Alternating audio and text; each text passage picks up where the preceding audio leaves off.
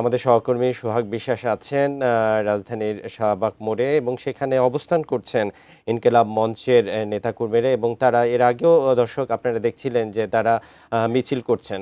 আমার সোহাগ বিশ্বাস আছেন সেখানে, আমরা সংযুক্ত হচ্ছি তার সঙ্গে।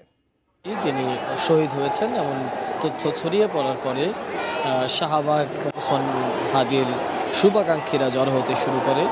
এই মুহূর্তে শাহবাগে কিংবা সহযোদ্ধা একসাথে জুলাই আন্দোলন করেছেন, তারা সকলে জড়ো হয়েছেন এবং এই মুহূর্তে ৩৬ এই অবস্থান করেও গত বুধবার রাতে প্রথম অবস্থান দিয়েছিলেন জানিয়েছিলেন বিরোধী ওসমান হাদির সার্বিক অবস্থানের জন্য সেই থেকে তার বিভিন্ন মানুষের মধ্যে একটা সমর্থন বাড়তে থাকে। সামাজিক যোগাযোগ মাধ্যমে অনেকের দেওয়া এই উদ্বেগ উদ্বেগ প্রকাশ করতে থাকে। আওয়ামী লীগ ভারত বিরোধী ভারতের আগ্রাসন বিরোধী বক্তব্যের কারণে বেশি এই আগস্টের উদ্বোধন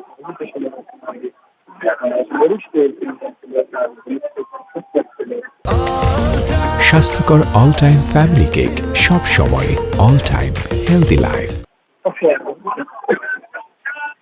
আগ্রাসন বিরোধী কথা বলেছেন জাতীয় সংসদ নির্বাচনে গণভোটের প্রস্তুতি ঘোষণার পর দিন 12 ডিসেম্বর দুপুরে ঢাকার ইয়ন টাইটেনের বক্স কালভার্ট রোডে তিনি মাথায় করে দিতে পারেন।